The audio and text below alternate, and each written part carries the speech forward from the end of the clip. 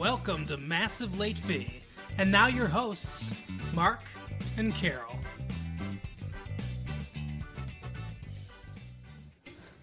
Well, hello everyone. Welcome back to Massive Late Fee. My name is Mark. With me as always is my co-host Carol. How you doing, Carol? Hey, what's up? You don't like the headphones anymore? I told you I can't hear. I took them off because I can't hear anything. Oh, well, I'll turn them up if you want. You always complain that they're too loud. I still don't hear anything. Can you hear something now? Yeah. Did you have it turned off or something? I didn't have it turned off. Is that a good volume? Yeah, it's fine. The volume was really low. It was where you wanted it last time. Yeah, but then I realized I couldn't hear you. You're getting deafer. I'm getting older, so yeah, that happens. You're going to be the big 2-0 one day. One day. Is it your next birthday? Is it not? We don't know. We're not telling. Anyway. A real lady does not tell her age, so. So, today is April something. It's the 28th. April 28th, 1995. I think I already said that I'm Mark. You did. Co-host Carol. Yes, you did, sir. We have had a nutso day today. We have. It's been crazy. Just lots of doing stuff. Lots of schoolwork. Lots and lots of schoolwork. Lots of schoolwork and work and words family with 4 stuff. sounds in it too. You know, parents wanting you to do stuff. Oh yeah, absolutely. And you're working out. I am working out. And I'm trying to read a book. I'm trying to better myself. Like insane. Physically, you're trying to better yourself. Mentally, yeah. We're trying to better ourselves emotionally. And we're trying to get stuff out there for you people. Yeah, exactly. It's the struggle is a real thing. It is. But we love you. You're worth it. So. Was that something about is she what? No. What? Maybe you're worth it? Yeah. Maybe you're worth it? Maybe it's Maybelline. Okay. Remember that one? Yeah. Yeah. Is it live or is it Memorex?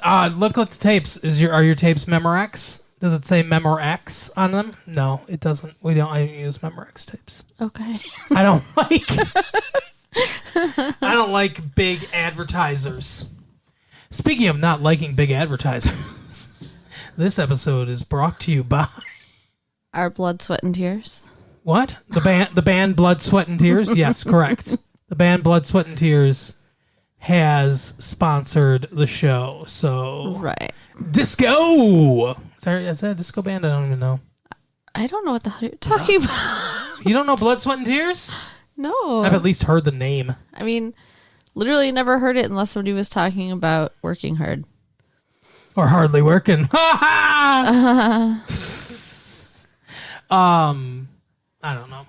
I had a funny thing that I was going to do that we were sponsored by somebody and then you just cut me off with Blood, Sweat, and Tears, which was a hilarious drop-in. I'm sure lots of people laughed. Hey, you're so mean. You're so mean to me. Stepping over a joke. Like you're Robin. Would you rather I sit here quietly and let you talk? Because I don't think you would. Isn't that every guy's dream? For their woman to just sit there quietly? Wow. But there's an old joke about a guy that's he hated his marriage or something, went on or whatever, and then he became suddenly happy because he went deaf. Or the punchline of the joke is he became deaf. Wow. And that's why he was happy. Do you know what? What? You're a loser. Okay. That has wounded me to my core. I don't know if I can continue. With a big old L right on your forehead. Wow. Wow, a capital L too. Yep. That stings. Good. That's like when my dad said, I asked my dad one time if he disliked his middle name. His middle name is Cheever. I bet he did. And he said, yes, I hated it. And I said, why? And he's like, kids would always make fun of me. And I said, what did they say? And he'd go, they'd call me cheater. And I just laughed so hard. And I'm like, that just makes me feel bad for your bullies. That was the best they could do. If they had said that to me, I would have laughed in their face. Wow. Cheater. Oh my God. Wow. And that's why you don't get bullied. Apparently. You're too smart. Yeah, yeah. Smart kids never get bullied. They used to call me Carol the Big Fat Barrel. Who called you that? When? In like 5th grade? Yeah. Oh, that sucks. Second grade. Oh, that's so mean. Yeah, I was sad. Well, you're not a big fat barrel anymore. Thanks. I doubt you were back then either, but Yeah. you were barrel shaped. I was beach ball shaped when I was a little kid. Oh, okay.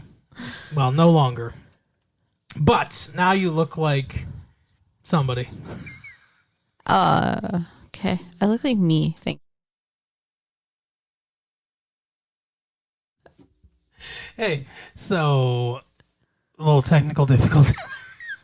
I had to tell something to Carol off tape. And he didn't tell me he was doing it. And it was really weird. It was like I went deaf.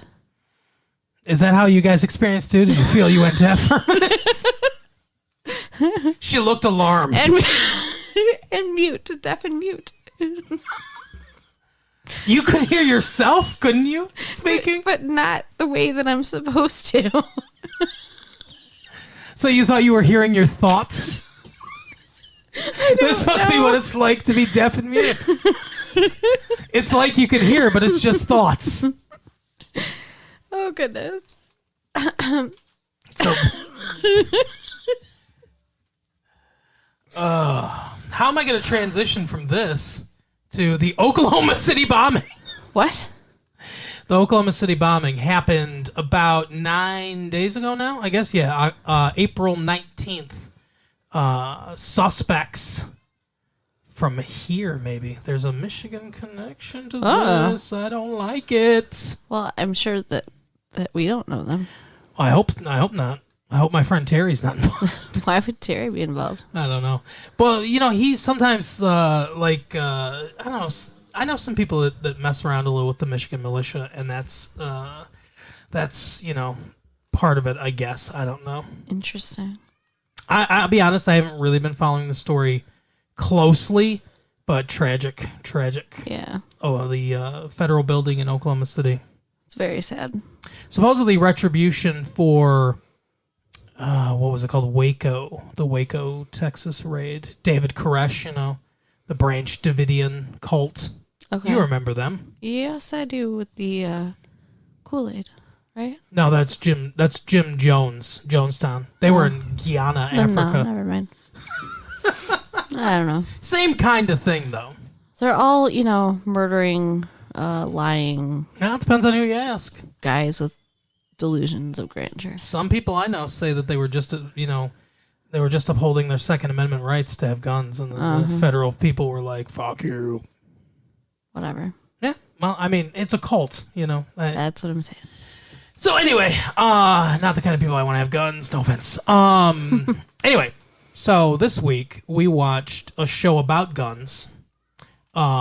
It's Friends, right? It stands for Forensic Reports What the hell is wrong with you? in Evidentiary Districts Subpoena. Those are all legal words. We watched Friends Friends, right? with There are dots Jennifer after Aniston. each one of those letters. What do the dots mean? I don't know. They have not.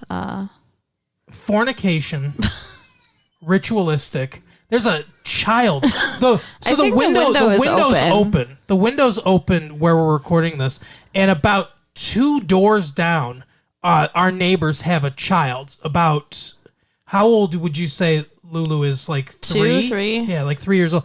And that's how loud she's crying. I don't know if you guys can hear it, but she is bawling her eyes out at something. Should I go close the window? Nah, we're fine. If you hear a baby crying, we don't have a baby. Trust me, no little babies. No, sir. No. None of that. No babies. We are smart people. We use protection. That's right. Abstinence. That's our protection. Okay. Now, if you're one of our parents, turn off the tape. We use a variety of things. Anyway, ultra thin's all I have to say. But I have also wondered what Friends stands for. that's what I'm saying. There's a dot after each It one of is those kind of letters. weird. But anyways, I don't think we're going to solve that issue today. Okay. So today we watched Friends. Yes, we did. With, oh God, David Schwimmer. David Schwimmer. Yeah, that's his name. And Jennifer Aniston. That's the one I remember. Courtney Cox. Mm-hmm. And Matthew Perry. Perry, okay. And Joseph Matt LeBlanc. Stalin. Joseph Stalin in this episode, yeah. And Phoebe. Oh, what is her name? Do you know it? Mm-hmm. Yep, I do. I'm just sitting here. Oh no. It rhymes with Misa Boudreaux. Lisa Kudrow. There you go. Yay. Yep. You got them all. I did. Now name all the the Three Musketeers. No. What I come to every time. No, name all the women in Heathers. No, I couldn't. All right. I've only seen it once. Winona Ryder. What about her? She was in Heathers. Good for her. She was one of the Heathers. Guess what? It's easy because all their names are Heather. That's why the movie's called Heathers. You could have just said Heather, Heather, and Heather. What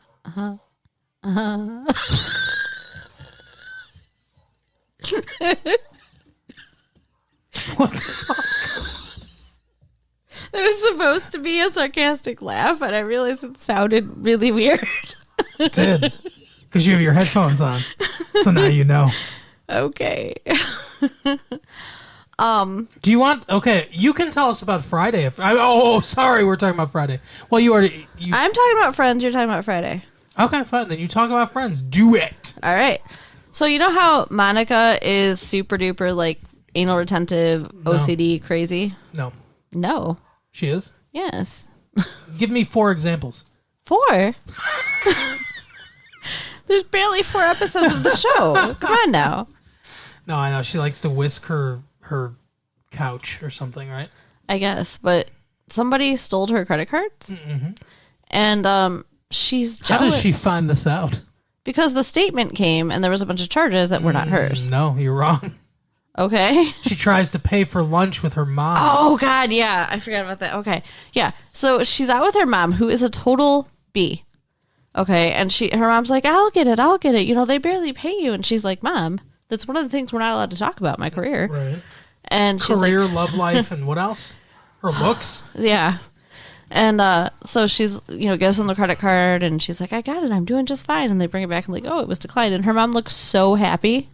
Like, I just want to reach in the TV and smack her upside her face. Like, you shouldn't celebrate that your kid can't pay for lunch. Celebrate your kid's poverty. It's really bizarre. Yeah.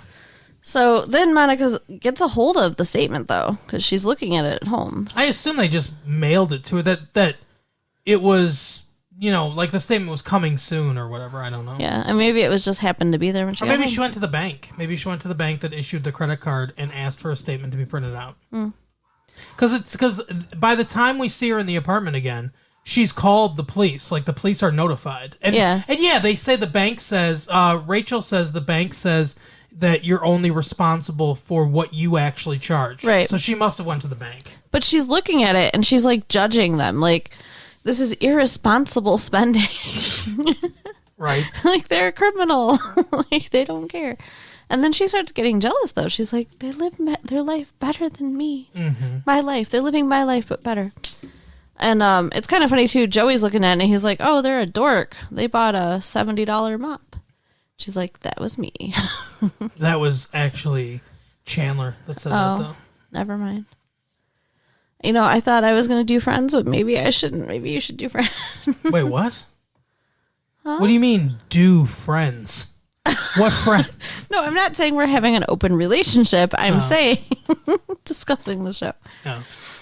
But she decides to be, she's like totally obsessed, like neurotic, like not even sleeping, like thinking about this, right? So she calls, there's a school that the person has paid money to. She calls them to find out what classes they're taking. I assume it's like the adult learning annex of the college or something, like a community college or something like that. It turns out it's a tap class.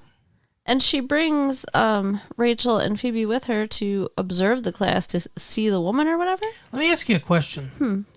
If isn't this really stupid? Like, and doesn't it show the ineptitude of the police? Yes. Or maybe their lack of caring about anything, because she finds her way before they do. And if you were stealing someone's credit card, why would you go to something so easily traceable as a class? Right? That you have to come to every week. Yeah, very dumb. Very, very dumb. Like, I could see staying in a hotel for a night, maybe. Maybe, I wouldn't even go more than one night. And even then, you're pushing it. And you'd be nervous the whole time. Yeah, I mean, how could you enjoy yourself? Right. If I'd never steal someone's credit card, but if I was going to steal someone's credit card, I'd just go on a spree of spending over the course of like 5 hours, and then I'd be done. I'd throw the card away after that point, because I'd be like, okay, they're gonna catch. If I keep going, they're gonna catch up with me. Yeah. Which apparently is what happened. Because you know what else is weird is it seems like she doesn't cancel her credit card or anything. It seems like she's still using the credit card. I don't know. No, she's not still using the credit card, but... Then how do they find her? I don't know. That's a very good question. Maybe the police aren't as inept as we think. Still. They're just a little bit behind her. Still, a chef that lives in an apartment with one of her friends across the hall from two other friends, brothers or sisters with one friend, and then I don't know how they know Phoebe. I had to explain every relationship in the show to get this point across. Okay. She finds her way before the police do. That's my point. Okay. She does, yeah. But instead of doing what she should have done, which would be, you would think, to call the police, Sure, make a citizen's arrest, kick her ass, something. She decides to become her friend. I don't know if she could kick Okay, this she woman's couldn't, ass. but still. She becomes friends with her. They take her out to lunch, the three of them. So it's not even just Monica being crazy. The girls support her in this craziness. Yeah. And they're talking about, like, what a great spirit she has and stuff. Like, okay, she's a free spirit. She seems like a cool person, but she stole. And that's what the guys keep saying. Like, she stole. Especially, was it Ross that's like, she stole from you. Yeah, that's her brother. So he's very protective of her. Yeah. So, I mean, I could never be friends with somebody after they stole my credit card. It'd be pretty weird. Although it's, it's not like it's not a personal crime to me. It's not like they were like, oh, it's you. I want to steal from you. Mm-hmm. I don't know. It seems more of an impersonal crime to me. It is an impersonal crime. And I mean, maybe I guess you could be friends if you can just move past that, whatever. But it seems like a very weird pairing, too. Especially for Monica, who she introduces herself to her as Manana, because she starts to say her name and backs off. Manana. Yeah, I also don't understand why she can't just say her name is also Monica. Right? Do you think she'd be suspicious? Because her first thought's going to be like, oh, the person whose credit card I stole is probably crazy enough to come find me. For sure. That's nuts. Yeah, and Monica's a very common name. Yeah. But yeah, so she... Monana's not. No. So she starts, spending all kinds of time with her, doing all kinds of crazy shit. She goes to audition for Cats. Yeah. They sing Memories or whatever. Memories. I hate Cats so much. Yeah, me too. Ugh. They go to... The one good thing about Cats is that it's such a crazy, stupid, like, just out there musical. They'd never make it into a movie. So I would never have to be subjected to it. Right. Because I'm just never going to see it on Broadway. Well, there you go. Yeah. That's how you avoid it. Yeah, and I'm sure like they would never make it into a musical and put ads everywhere. You'd have to hear it. I mean, they wouldn't do that. No. So she comes home drunk, completely wasted, in the middle of the day. Apparently, she hasn't been going to work. Yeah. Because Rachel's like, the restaurant called to see if you're coming to work today. You're going to lose your job. Mm-hmm. And she's just like, no, I'm not. And like, I don't know. She's just lost her mind. What do you think's up with that? Like, Monica's such a normal, somewhat... She's not normal, though. You pointed it out earlier. She's anal retentive and OCD. This is like a break from herself. Yeah. So people that are like this, that are wound so tightly, you can't do that forever. You're either going to go insane or, you're going to at least snap for a little while like this. I guess. I think that's what she's doing. She's taking a break from being herself because being herself is exhausting. Yeah, okay. But she is all like, I'm not going to work. I'm just going to be this crazy person. And then she gets the call that Monica, she calls her Monica. That's obviously not her real name. We never find out her name. She's billed in the show as fake Monica. Yeah. But the woman who stole her credit card has been arrested for stealing her credit card. Mm-hmm. And then she has the audacity to go see her in prison and be like pitying herself for losing her. Yeah. Who's gonna take me to do this stuff? Who's gonna hang out with me? Just like, who gives a fuck? Right? But she says to her, she says, hey, I didn't turn you in and everything. Thank you for showing me all these different things that I could be or whatever. Right. And then fake Monica says, you know what you're going to do? You're just going to be you. You're just going to go back to being you because that's what people do. You're not going to do any of these crazy things because you're just going to do the stuff that you normally do with the people that you are in your life. And this lady, when she gets out of prison, will probably go back to doing the crazy shit that she does. Yeah. She'll be stealing credit cards and going to Amsterdam and whatever, So to each their own. Yeah. I don't know what kind of person I am. Are you a credit card stealing person? Definitely not. If you had to describe yourself as one of the friends from the TV show Friends, acronym undetermined, which friend would you be from Friends? Probably I would be more like Phoebe. I can see that. Because she's free spirit. Yeah, and just weird, but a good friend. Mystic. Yeah. Yep, I think I would be Phoebe. How about you? I think I would be Joey because I'm so sexy. I'll give you that. No, really, I don't know. I guess Chandler probably. I'm very sarcastic. Yeah.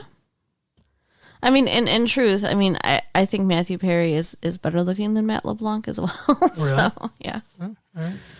Yep. So, okay. So I'll be Phoebe and you'll be Chandler. Can you imagine them together? I can't. No. If I had to imagine him with any one of them, I don't know. That's tough. I guess Monica, because there's a big flirtation between Ross and Rachel. Right. And I'm guessing they'll probably end up together.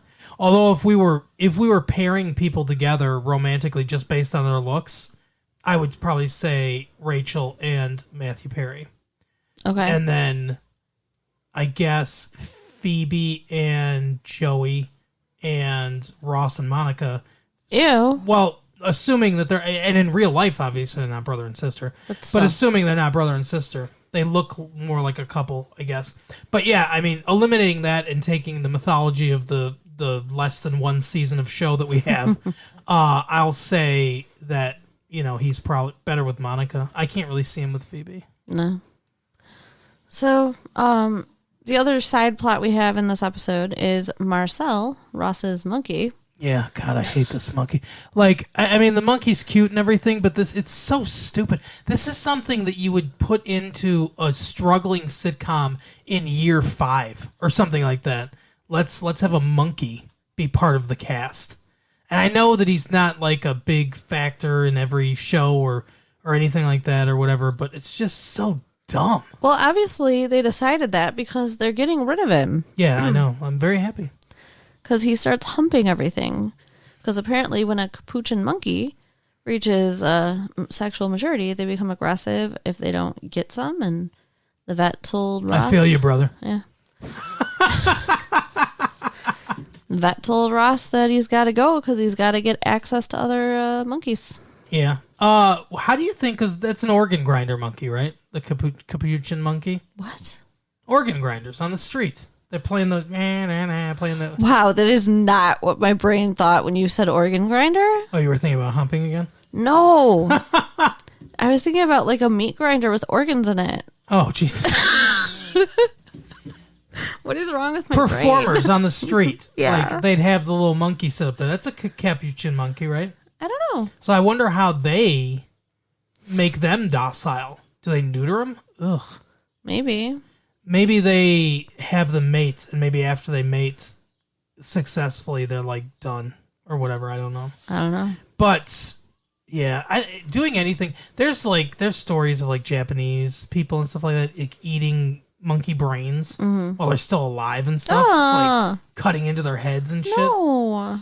It's so much like a person because we're obviously intimately related as a species.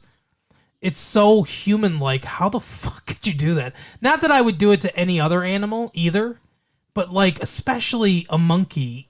It's basically a person. I wouldn't say it's basically a person. It's close, but it's a lot closer than a cow. I wouldn't want to cut its head open and eat its brains, but I wouldn't want to eat anything's brains. Here's the thing, though. I'll eat a hamburger, right, from a cow, right? Mm-hmm. But I wouldn't eat a hamburger if someone was like, "Here's a monkey hamburger." What if that was all that was available? If I was starving to death, then maybe.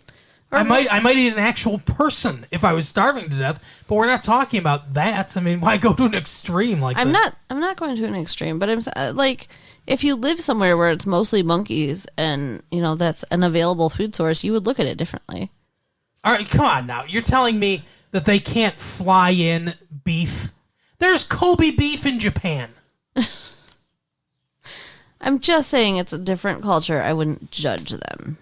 Oh, I will. Absolutely. I don't give a fuck what their culture is. Okay. No offense. Wait, offense. Take offense.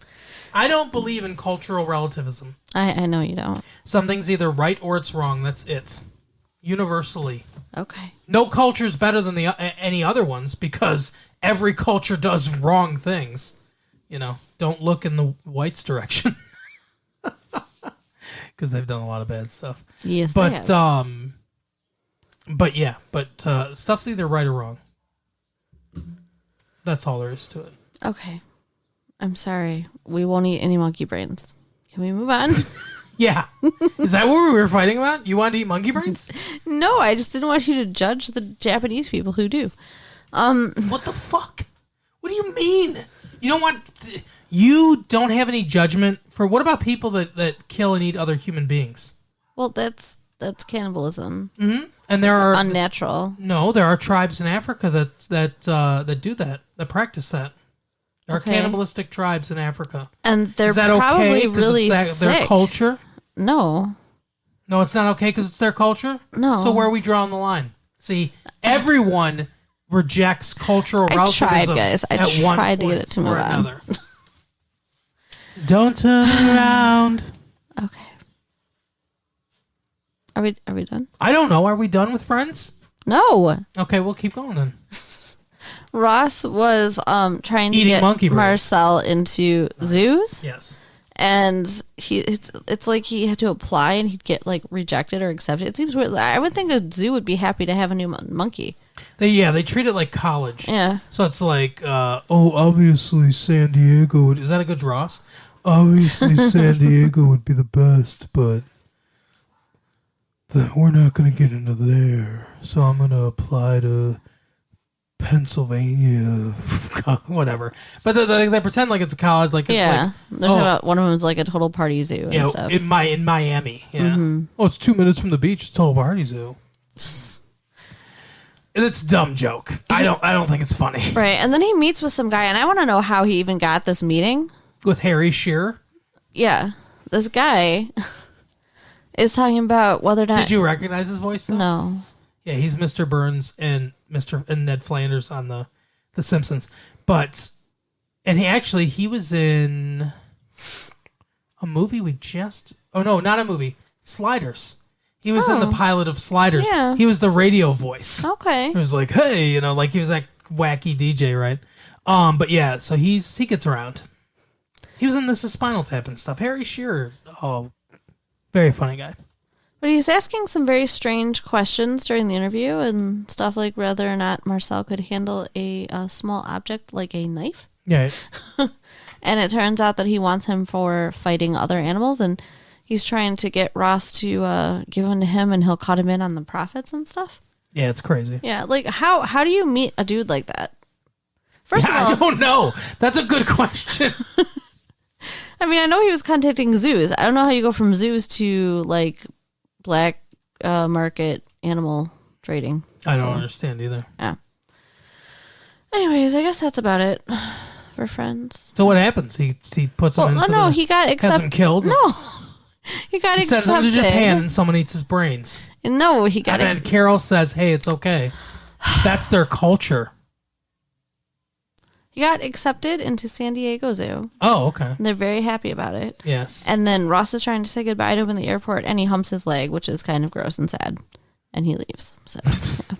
That's how most of my humping is described to. Kind of gross and sad. Right? Yeah, and that's the end of Marcel. I hope he's gone for good. Bye-bye, Marcel. You know, I don't know if it's because he was universally hated or if it's too hard to have an animal on set all the time. You got to have a handler. I'm sure there's special insurance and shit you need for it. Plus, this, you know, a monkey could rip someone's face off at any moment. I don't know what it is, why they got rid of him, but whatever the reason, thank you for getting rid of him. Annoying as fuck. I thought there were some interesting, plot lines that came from the monkey. Yeah. I will say this. We have been, as you might realize from the way we're talking, we have been keeping up with this show. Even though we don't talk about it every week, we've been watching it. It's pretty funny. This episode wasn't that funny. This episode was okay funny, but it's generally pretty funny. Yeah, it's a very good show. So, you want to talk about the movie, or you want to bullshit for a while? I think we already bullshitted enough, don't you? I don't know. I think so. All right. So, you want to talk about the movie? Yes, please. We went and saw a movie. Yes, we did. You picked this time. Yeah, did you hate it? No. Because you hate every movie I pick? I didn't all hate the time, it. ever? Ever? That's every. That means every time in the world. That word means that. Okay. Well, no, actually, I didn't. You did a good job. This was a decent movie. Decent? Just decent. I liked it. You just liked it. What do you want? Like, Love. You want me to throw a parade? Maybe. Anyway, so we saw Friday with Chris Tucker and Ice Cube. It's Friday. You ain't got no job. You ain't got shit to do. And I'm going to get you high today. Right. Did I do it good? Well, the line is, it's Friday. I'm going to get you high today. You ain't got no job. And you ain't got shit to do. All right. I didn't do it good. You did it fine. I'm sad. Okay. Actually, you might be right. I don't know. I don't remember. We saw it once. But yeah, so Ice Cube wrote this movie. He typed it out with one of his buddies and stars in it. And it's directed by F. Gary Gray. Actually, the guy in the store, when they go to the store, the guy sweeping in the store with the hat on, that's F. Gary Gray. He's known mostly, this is his first movie he's ever directed. I think he does a pretty good job directing it. But he's known mostly for music videos. He did some, I believe he directed the Straight Outta Compton music video, I think. Okay. And then he worked with Ice Cube as well, and some of Ice Cube's, like I Had a Good Day and stuff like that. So Carol's not super familiar with NWA, which for many reasons I won't tell you what it stands for. But obviously influential rap group of the 80s, early 90s-ish. Basically up until Ice Cube left, in my opinion anyway. But they do the song F the Police, right? Yes, that is correct. I know that one. All right. Hey. But yeah, Ice Cube wrote most of their songs. Ice Cube obviously is a talented writer, so he writes this movie. To me, and let me get your thoughts on this. This is what I think about this movie.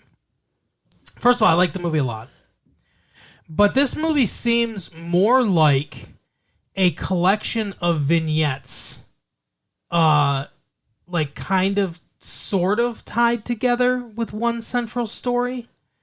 They do a lot of things that aren't really impactful on what I guess the main plot of the movie would be.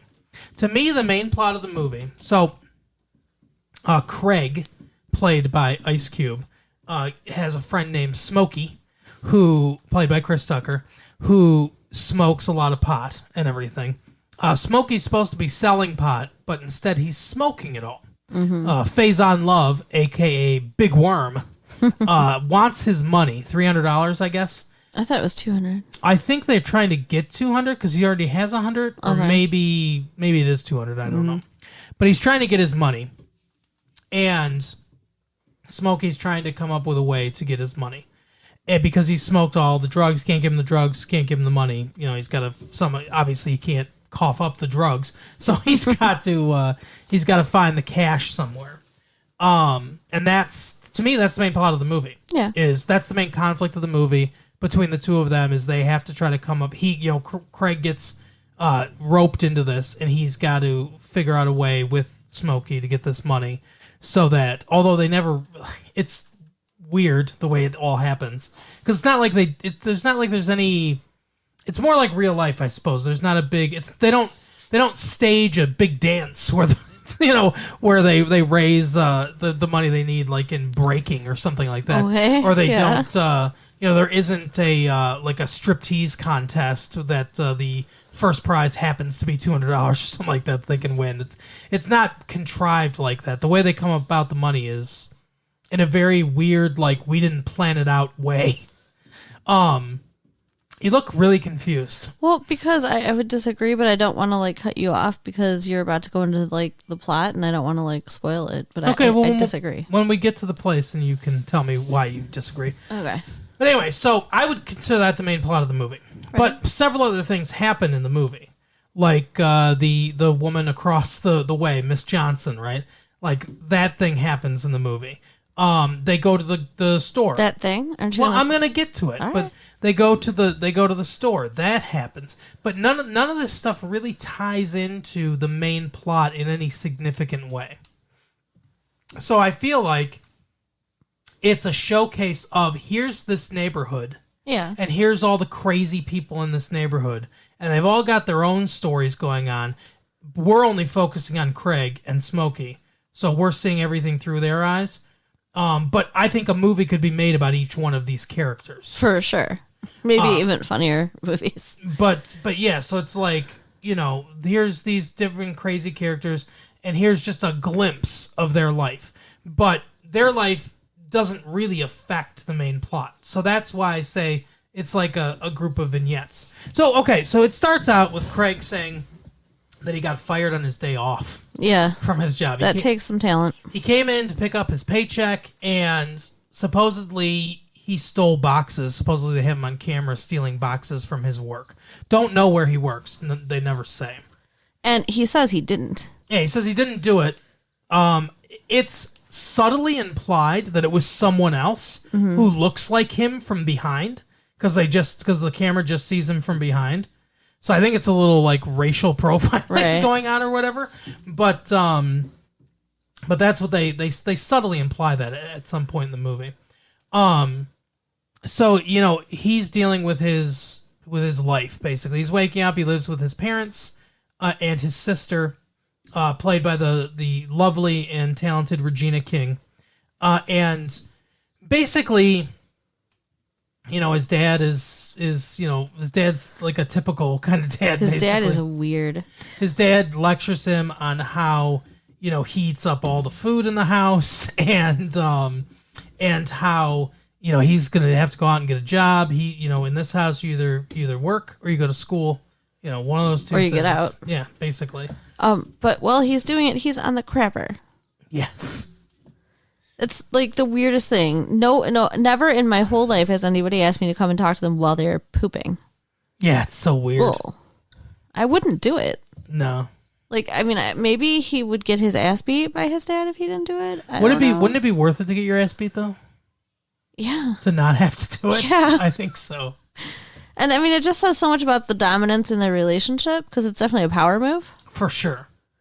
And why does he have to talk to him every time he's taking a shit? Right. Or like, yeah, at some point he has his sister go get him a glass of water. Yeah.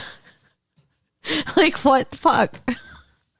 Yeah, there's a middleman there that doesn't need to be. They have a very strange relationship.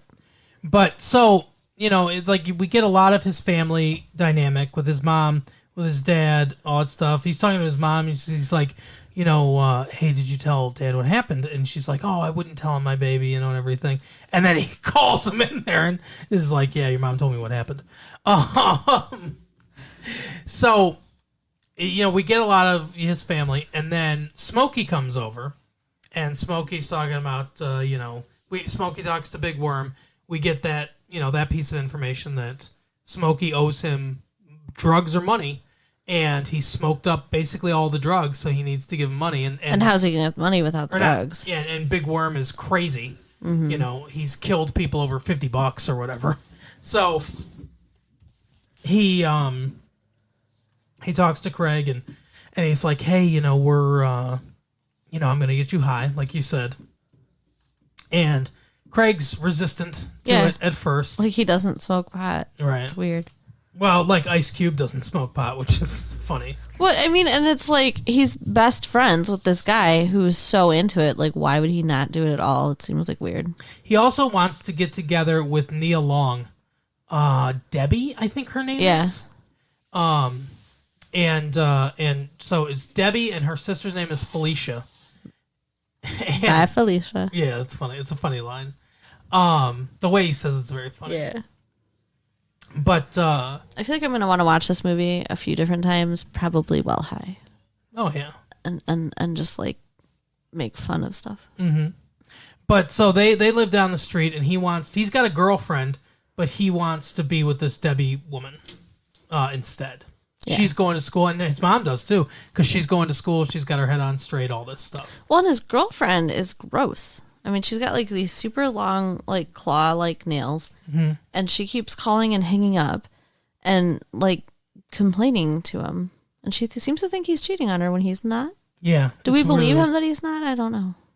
I believe him. He says, like, she's like, oh, you were... There's something that he says that establishes he couldn't have been at the movies last night when she said he was at the movies. So I think she's just being paranoid.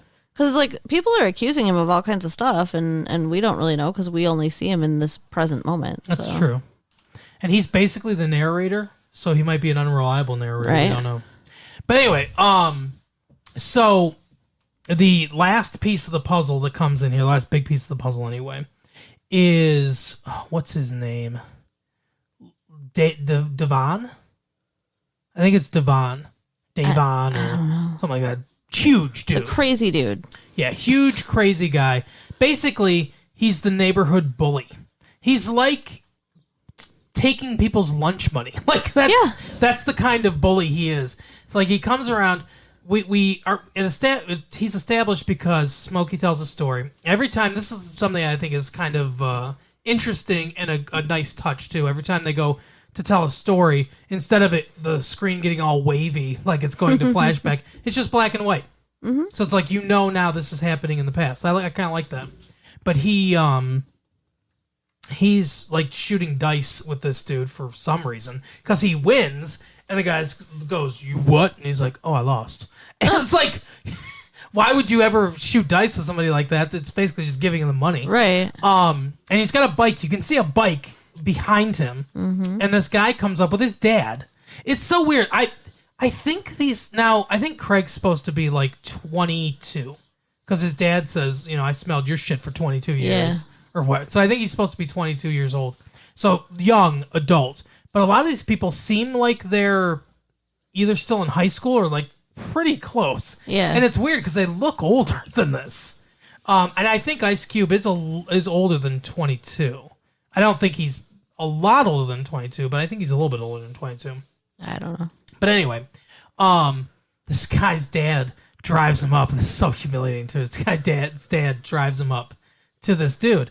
And he comes and he's like, yeah, I was here for my bike back. And he's like, what bike? And he goes, the one I let you borrow a couple days ago. It's just sitting right over there.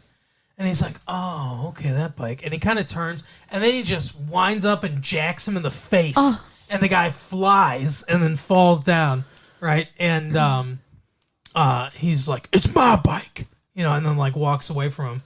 And the guy gets up and gets into his car. The dad comes out. He's like, "You want some too, old man?" He's like, "No." Yeah.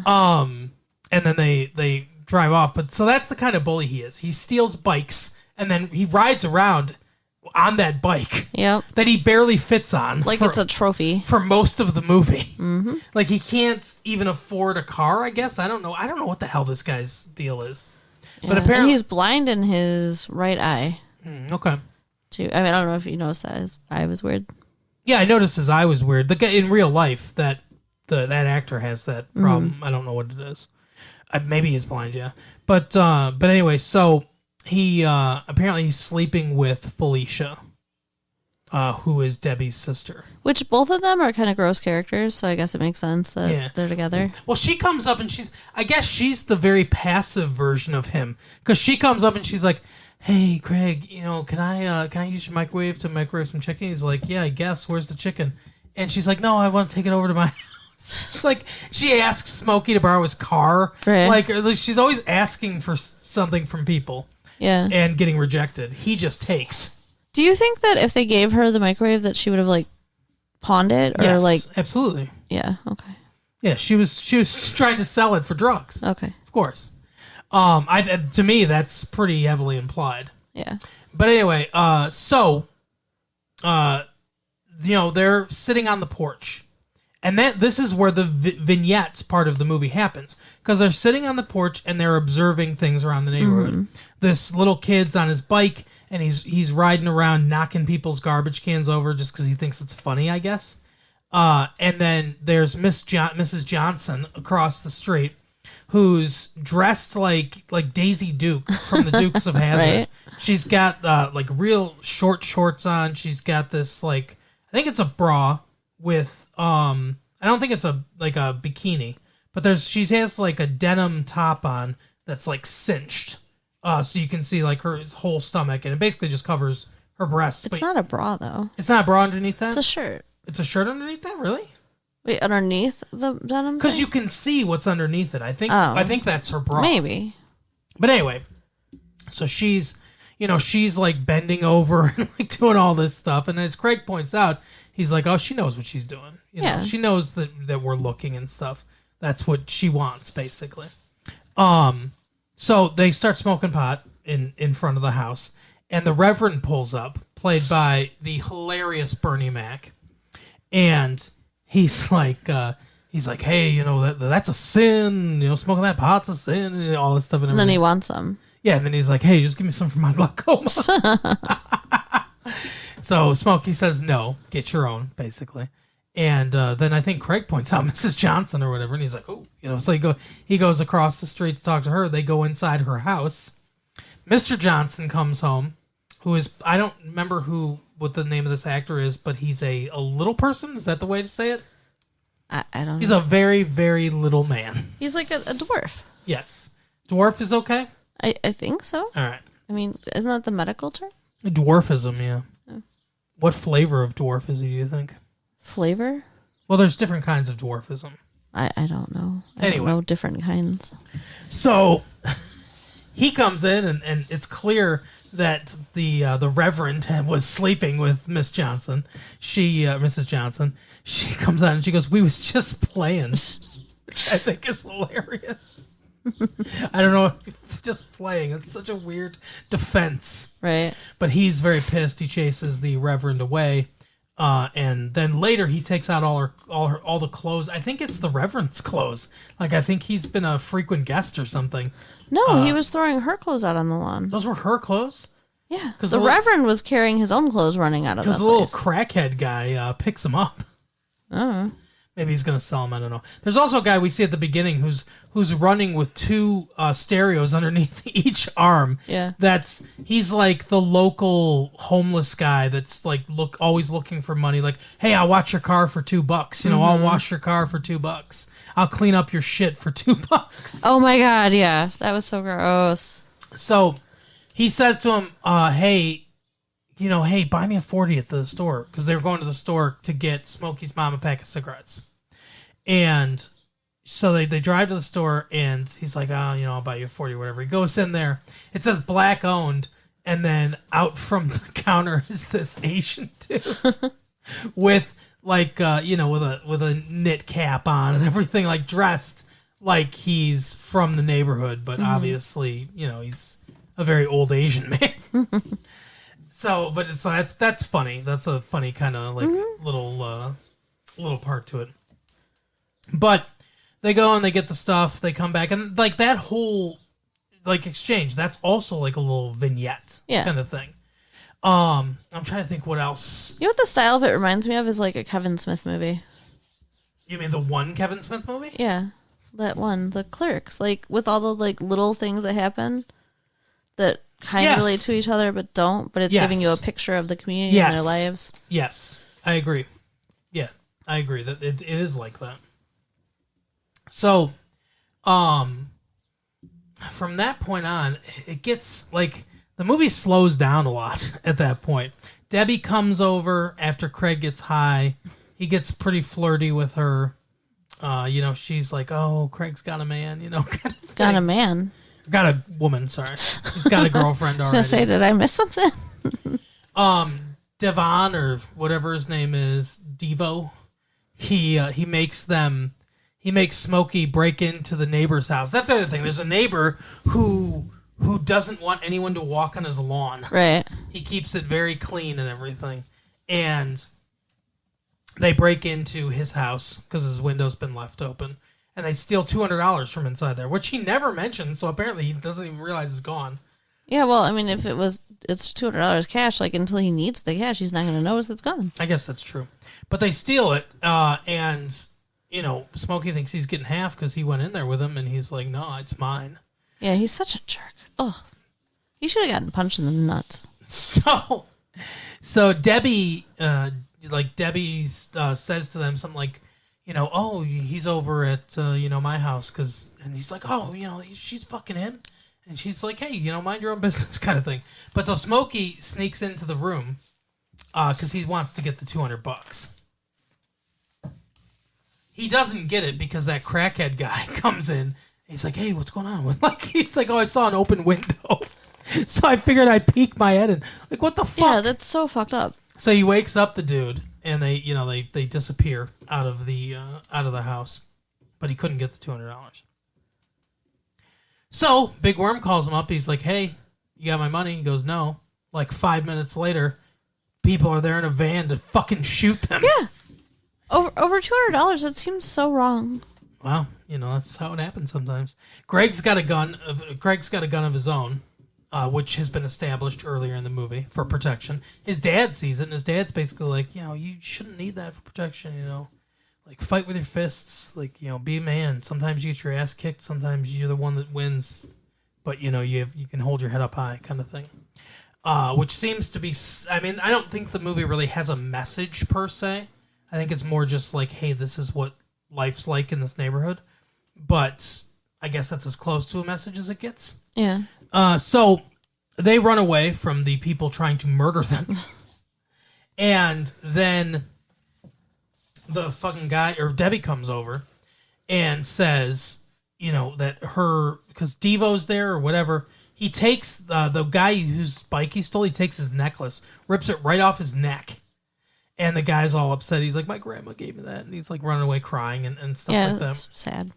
But anyway, it turns out that Devon, whatever, hit Felicia, like blackened her eyes. She's all bloody and shit because he thinks she went through his stuff. Mm-hmm.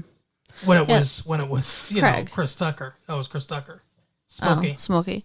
Yeah, Smokey should feel bad, and I don't think he does. Well, this guy shouldn't be fucking hitting a woman. Well, for sure, but it's like, he wouldn't have hit him if he hadn't gone through his pockets either. So she tells him off. She's like, "You're lucky I'm not a man. I'd kick your ass because all these other people are afraid of you in this neighborhood. You're a piece of shit." All this stuff. Because, he hit her sister. She's justified. And he slaps her. So Craig comes up and is like, you're fucking crazy. That's a woman, and everything. And they end up, he's like, "Hey, come on, I'll beat your ass." And Craig pulls a gun on him. Yep. And it's like the two ways it could go. he's sitting there and he imagines himself pulling the trigger, shooting him, and like he sees his dad like the earlier parts of the day and everything. He sees his dad telling him, not to be violent, basically. And so, his dad's there. He's like, give me the gun, Craig. So he gives the gun over to him, and the guy's like, take your beating like your old man used to or whatever. And so he starts beating the fuck out of Craig. And Craig's able, though, to get up, and he grabs a brick and smashes it over his face, and then starts beating the fuck out of him and ends up knocking him out. And then the guy that cried earlier comes over and smashes him in the face too, and grabs his necklace back. Smokey gets his $200 back, and then calls Worms like, "Yeah, I got your money." He's like, "Why? I don't appreciate you sending your people to kill me." He's like, "Hey, you ignored too many warnings." Like he sounds so reasonable. Like he sounds like it was just like a motivational tactic or something. It's like you ignored too many warnings, Smokey. I had to do it. He's like, "Well, I got your money now." And he's like, "All right." And then he's like, "But I'm not selling any of your drugs anymore. I'm going to rehab." And then he sparks up joints and says right to camera. There's 2 points. One where Ice Cube does it, and one where at the end where he does it, which I think both work in this movie. He goes, "I was just fucking around, and you know this, man." And then the movie ends. So, like I said, I like one thorough through line, but a lot of vignettes, attached to it to kind of fill the movie out, time wise, I guess, and to add a little interesting elements and color to the movie. What were you going to disagree with me on? Well, just because at the end, I feel like a lot of it comes together because there's that Devo or whatever, got him to break into the guy's house to steal the $200 in the first place. Mm-hmm. So, if that interaction earlier in the movie hadn't happened, he wouldn't have the money to pay at the end. Yeah, I think he in his story, I think that factors into the main plot. I think Worm, that dude, Big Worm, that dude, and then, Smokey and Craig, I think they, and to a degree, Debbie and Felicia, yeah. Factor into the main plot. I think everyone else is ancillary. Yeah. I didn't even mention his dad, who's a dog catcher, gets bitten on the ass by a dog. Right. Basically for comedy. And that's something that happens in the movie. That's just like a vignette kind of thing. It's funny, the whole thing. His dad is probably the funniest character in the movie. He's hilarious. But, it's all ancillary to the main plot. And it works, though. I'm not it's not criticism. It works in the movie. I think it's just the movie's cobbled together and built in a interesting way. It looks like it's built from a bunch of short stories about the neighborhood and this life and everything, with this one main story kind of flowing through it. But it works. And my point was it's not like it's weird because they didn't take any initiative to get the money. They're basically just sitting there waiting until 10 o'clock at night. They're not trying to pawn anything. They're not trying to go out and hustle and get the money. They're not trying to do anything to get this money, really. And then this thing happens with Devo, and he beats the fuck out of him, and then they get the money. Right. Just by not by happenstance completely, but it's like, oh, okay, well, we'll take the 200 now. You know what I mean? It's a weird way to resolve the plot. Yeah, I guess so. It's different than the ways a lot of movies would do it. Yeah, they weren't focused as hard as they should have or could have been on getting the money for the movie, for sure. And it's. I believe, if I'm not mistaken, I believe it's not the first movie Ice Cube's been in. Ice Cube was in Boys in the Hood, but that was written and directed by John Singleton. I believe this is the first movie he's written, Ice Cube, and for a first movie, it's fantastic. And I think obviously he'll get better at writing as things go on. Yeah. But it's the movie is not perfect. It could use a little polish. It could use a little, like another draft to go through and everything. But it's good. It's definitely a really good movie. I thoroughly enjoyed it. You said it was okay. Yeah, I mean, it's not like my favorite movie in the world or something, but I definitely enjoyed it. It's one of the better movies I've seen this year, I think. I mean, like I said, I'll want to watch it again, but I want to watch it again high. So I just think it would be a funny movie to watch high. Yeah, I can definitely see that. So, I guess that's it. I mean, I don't really have any more to say about it, do you? No? So we will end this episode as we end every episode with our blockbuster pick of the week. This week, Carol, coming soon to a blockbuster near you. It's not out yet, but coming soon to a blockbuster near you. Getting Even with Dad. Are you familiar with Getting Even with Dad? I've heard of it. It's a Ted Danson, Macaulay Culkin masterpiece. Is it a masterpiece? Not really. It's fine though. Mm-hmm. It didn't do well in the theater, but it's okay. It's an okay movie. It's basically this dude is wants to get even. His dad's a crook. Ted Danson's a crook, and he's like he wants to spend time with him. So it's like a blackmail thing. Like, hey, I'm gonna tell the police what happened here unless you spend time with me. That's kind of what it is. Okay, it sounds like it's probably cute. It's. Oh, see, I told you I should have shut that window.